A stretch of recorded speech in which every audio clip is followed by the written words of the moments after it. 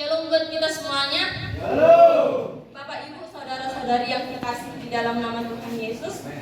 Firman Tuhan hari ini berjudul tentang penyembah yang menyembah dalam roh dan kebenaran. Firman Tuhan yang telah kita dengarkan tadi adalah percakapan tentang perempuan Samaria dan Tuhan Yesus. Pada waktu itu orang Samaria dan orang Yahudi mereka dulu tidak bergaul, dan begitu juga sebaliknya.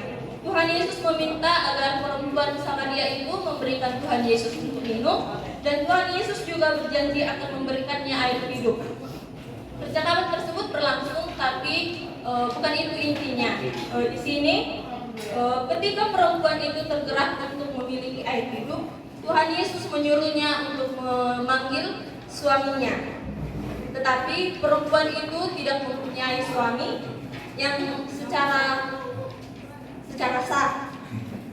Tuhan Yesus mengatakan apa yang terjadi di dalam kehidupannya, dan perempuan Samaria itu pun tahu bahwa Yesuslah seorang nabi, tapi masih sebatas nabi, bukan Tuhan dan juru selamat. Tetapi tidak berhenti di situ saja.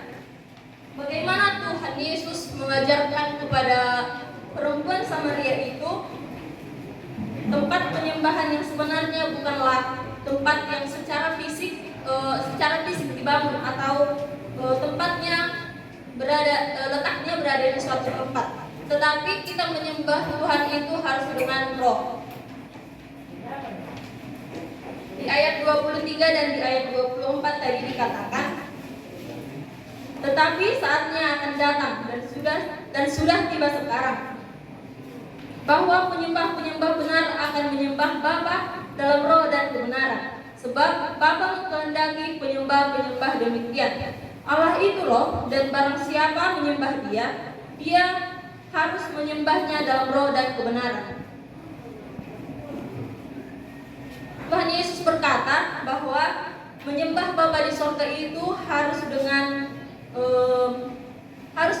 roh dan kebenaran, bukan dengan pakaian, bukan dengan tata cara, bukan dengan liturgi yang sifatnya untuk menyenangkan jasmani. Penyembahan dalam roh dan kebenaran adalah dua hal yang disatukan. Kita tidak dapat menyembah dengan roh tanpa adanya hidup benar dalam hidup kita, atau kita hidup benar tapi menyembah Tuhan itu dengan jasmani. Keduanya itu tidak bisa. Dan bagaimana cara untuk menyembah secara roh dan kebenaran? Caranya itu baptisan Roh Kudus. Dan murid-murid Tuhan Yesus menantikan kenaikan Yesus ke Yerusalem dan menunggu turunnya Roh Kudus. Dan setelah itu turunlah Roh Kudus. Dan di ayat 25 sampai 26 dikatakan, jawab perempuan itu kepadanya, aku tahu bahwa Mesias akan datang, yang disebut juga Kristus. Apabila Ia datang, Ia akan memberitakan segala sesuatu kepada kami. Kata Yesus kepadanya, akulah Dia yang sedang berkata-kata dengan engkau. Perempuan Samaria itu bertanya kepada Yesus tentang Mesias. Mesias adalah juru selamat yang hidup, juru selamat yang telah diurapi. Tuhan Yesus berkata dialah Mesias, dialah Kristus, dialah Tuhan, dialah penyelamat, dan dialah juru selamat dunia.